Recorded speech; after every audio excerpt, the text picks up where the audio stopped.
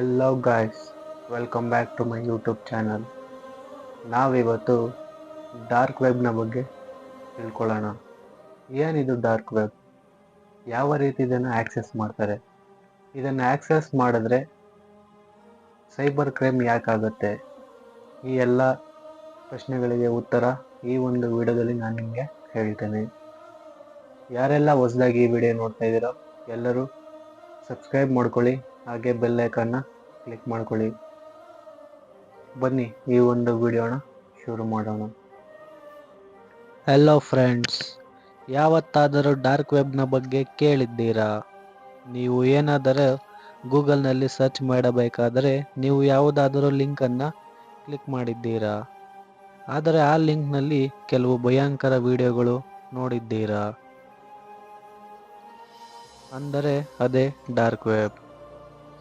ಯಾವ ರೀತಿ dark web ಕೆಲಸ ಮಾಡುತ್ತೆ, ಇದೆಲ್ಲದರ ಬಗ್ಗೆ ಈ ಒಂದು ವಿಡಿಯೋದಲ್ಲಿ ನಾನು ನಿಮಗೆ ತಿಳಿಸ್ಕೊಡ್ತೇನೆ. ನೀವು ನೋಡುವ ಇಂಟರ್ನೆಟ್ನ ಹಿಂದೆ ನಾವ್ಯಾರೂ ನೋಡದ, ಊಹಿಸಲು ಆಗದಷ್ಟು ಬೃಹದಾಕಾರವಾಗಿರುವ ಪ್ರಪಂಚವಿದೆ.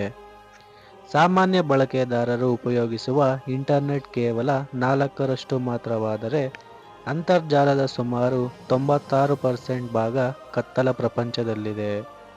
ಇದು ಒಂದು ಥರ ಕತ್ತಲೆಯ ಲೋಕ ಆಗಿದೆ. ಡಾರ್ಕ್ ವೆಬ್ ಎಂದು ಕರೆಯಲ್ಪಡುವ ಈ ಕತ್ತಲ ಲೋಕದ ಬಗ್ಗೆ ತಿಳಿಯುತ್ತಾ ಹೋದಂತೆ ಅಚ್ಚರಿ ಮತ್ತು ಆಘಾತ ಎರಡೂ ಆಗುವ ಸಾಧ್ಯತೆಯೇ ಹೆಚ್ಚು. ಅಪರಾಧ ಲೋಕದ ದಾರಿಯಾಗಿರುವ ಇಂತಹ ಡಾರ್ಕ್ ವೆಬ್ಗಳನ್ನು ಕೆಟ್ಟ ಕುತೂಹಲದಿಂದಲೇ ನೀವೇನಾದರೂ ಜಾಲಾಡಿದರೆ ಪೊಲೀಸರು ನಿಮ್ಮ ಮನೆ ಬಾಗಿಲು ತಟ್ಟುವುದು ಖಚಿತ. ಒಂದು ಅಡ್ಡದಾರಿಯ ಅಥವಾ ಗುಪ್ತದಾರಿಯ ಮೂಲಕ ನಮಗೆ ಬೇಕಿರುವ ಯಾವುದೇ ವಸ್ತುವನ್ನಾದರೂ ಈ ಡಾರ್ಕ್ ವೆಬ್ಗಳಲ್ಲಿ ಖರೀದಿಸಬಹುದಾಗಿದ್ದು, ಒಂದು ಪಿಸ್ತೂಲನ್ನು ಸಹ ನೀವು ಬಹಳ ಸುಲಭವಾಗಿ ಇಲ್ಲಿ ಖರೀದಿಸಬಹುದು. ಇದೆಲ್ಲವೂ ಸಾಧ್ಯವಾಗಿಸುವ ಡಾರ್ಕ್ ವೆಬ್ ಎಂಬ ಮತ್ತೊಂದು ಕರಾಳ ಮುಖದ ಬಗ್ಗೆ ನೀವು ತಿಳಿಯಬೇಕಾಗಿದೆ. ಸಾಮಾನ್ಯ ಇಂಟರ್ನೆಟ್ ಬಳಕೆದಾರರಿಗೆ ಡೀಪ್ ವೆಬ್ ಮತ್ತು ಡಾರ್ಕ್ ವೆಬ್ ಎರಡು ಪದಗಳ ಅರ್ಥ ತಿಳಿದಿರುವ ಸಾಧ್ಯತೆ 10% ಮಾತ್ರ. ಗೂಗಲ್ ರೀತಿಯ ಸರ್ಚ್ ಇಂಜಿನ್ಗಳಿಗೆ ಸಿಗಲಾರದ ಈ ಡಾರ್ಕ್ ವೆಬ್ ಮತ್ತು ಡೀಪ್ ವೆಬ್ ಎರಡು ಬೇರೆ ಬೇರೆ. ಈ ಡಾರ್ಕ್ ನೆಟ್ ಮತ್ತು ಡಾರ್ಕ್ ವೆಬ್ಗೆ ಪ್ರವೇಶ ಪಡೆಯಲು ಟಾರ್ ಬ್ರೌಸರ್ ಬೇಕಿದೆ. ಇದು ಕರಾಳ ಪ್ರಪಂಚ. ಸಾಮಾನ್ಯವಾಗಿ ಯಾರೇ ಇಂಟರ್ನೆಟ್ ಬಳಕೆ ಮಾಡುವಾಗ ಬಳಕೆದಾರನ ಕಂಪ್ಯೂಟರ್ ಅಥವಾ ಮೊಬೈಲ್ ಒಂದು IP ಅಡ್ರೆಸ್ ಹೊಂದಿರುತ್ತದೆ. ಇದರ ಸಹಾಯದಿಂದ ಯಾವುದೇ ಅಂತರ್ಜಾಲ ಕಾರ್ಯ ನಡೆದರೂ ಅದನ್ನು ಸುಲಭವಾಗಿ ಪತ್ತೆ ಹಚ್ಚಬಹುದು. ಆದರೆ ಈ ಡಾರ್ಕ್ ವೆಬ್ ಹಾಗಲ್ಲ. ಇಲ್ಲಿ ಅಂತರ್ಜಾಲ ಬಳಕೆದಾರನ ಮಾಹಿತಿ ಯಾರಿಗೂ ಸಿಗುವುದಿಲ್ಲ. ಮೊದಲೇ ಹೇಳಿದಂತೆ ಇಲ್ಲಿ ಇಂಟರ್ನೆಟ್ ಬಳಕೆದಾರನ ಮಾಹಿತಿ ಯಾರಿಗೂ ಸಿಗುವುದಿಲ್ಲ, ಏಕೆಂದರೆ ಅಂತರ್ಜಾಲದ ವಿಳಾಸ ಮತ್ತು IP ವಿಳಾಸವನ್ನು ತಲುಪಿದರೆ ಅದರ ಮೂಲವನ್ನು ಕಂಡುಹಿಡಿಯಬಹುದು. ಆದರೆ ಹಲವು ಪದರಗಳ ಮೂಲಕ ಹಾದುಹೋಗುವ ಡಾರ್ಕ್ ವೆಬ್ IP ಮತ್ತು VPN ಎರಡನ್ನೂ ತಿಳಿಯದಂತೆ ಮಾಡುತ್ತದೆ. ಆಧುನಿಕ ಕಾಲದ ಅಪರಾಧ ಲೋಕದ ರಹದಾರಿ ಎಂದು ಈ ಡಾರ್ಕ್ ವೆಬ್ ಕರೆಸಿಕೊಂಡಿದೆ. ಇಂದು ಅಂತರ್ಜಾಲದಲ್ಲಿ ನಡೆಯುತ್ತಿರುವ ಅಪರಾಧಿಗಳ 90%ಕ್ಕಿಂತ ಹೆಚ್ಚು ಚಟುವಟಿಕೆಗಳಿಗೆ ಇದು ಮಾರ್ಗವಾಗಿದೆ. ಭಯೋತ್ಪಾದಕ ಸಂಘಟನೆಗಳು, ಡ್ರಗ್ಸ್, ಅಶ್ಲೀಲ video, match fixing, contract killing ಕೆಲಸಗಳು ಎಲ್ಲವೂ ಇದರ ಮೂಲಕವೇ ನಡೆಯುತ್ತದೆ. ಮನುಷ್ಯನ ಕೆಟ್ಟ ಆಲೋಚನೆಗಳಿಗೆ ವೇದಿಕೆಯಾಗುವ ಮನುಷ್ಯನ ವಿಕೃತ ಪ್ರಯೋಗಗಳು ಡಾರ್ಕ್ ವೆಬ್ನಲ್ಲಿ ನಡೆಯುತ್ತವೆ. ಅಮಾಯಕರನ್ನು ಕರೆತಂದು ಲೈಂಗಿಕ ಹಿಂಸೆ ಸೇರಿದಂತೆ ಹಲವು ದೈಹಿಕ ಹಾಗೂ ಮಾನಸಿಕ ವಿಕೃತಿಯ ದೃಶ್ಯ ನೋಡೋಕೆ ಹಣದ ಹೊಳೆಯನ್ನೇ ಹರಿಸುವ ಕ್ರೂರ ಮನಸ್ಥಿತಿಗಳು ಈ ಜಾಲದಲ್ಲಿ ಬೀಡು ಬಿಟ್ಟಿವೆ. ಹಾಗೆಯೇ ಇದರಲ್ಲಿ ಉಪಯೋಗಗಳು ಕೂಡ ಇವೆ. ಡಾರ್ಕ್ ನೆಟ್ ಎಂಬುದು ಕೆಟ್ಟದ್ದಲ್ಲ, ಆದರೆ ಅದರ ಬಳಕೆ ಅದನ್ನು ಕೆಟ್ಟದಾಗಿಸಿದೆ. ದೊಡ್ಡ ದೊಡ್ಡ ಹಗರಣಗಳನ್ನು, ಅಕ್ರಮಗಳನ್ನು ಹೊರಗೆಡವಿದ ವಿಕಿಲೀಕ್ಸ್ನಂತಹ ಹಲವು ಸಂಸ್ಥೆಗಳು ಇಂತಹ ಡಾರ್ಕ್ ನೆಟ್ ಅನ್ನು ಒಳ್ಳೆಯದಕ್ಕೆ ಉಪಯೋಗಿಸಿವೆ. ಭಯೋತ್ಪಾದಕರ ಮತ್ತು ಶತ್ರು ರಾಷ್ಟ್ರದ ಮಾಹಿತಿಯನ್ನು ಹ್ಯಾಕ್ ಮಾಡಲು ಇದು ಸಹಾಯಕವಾಗಿದೆ.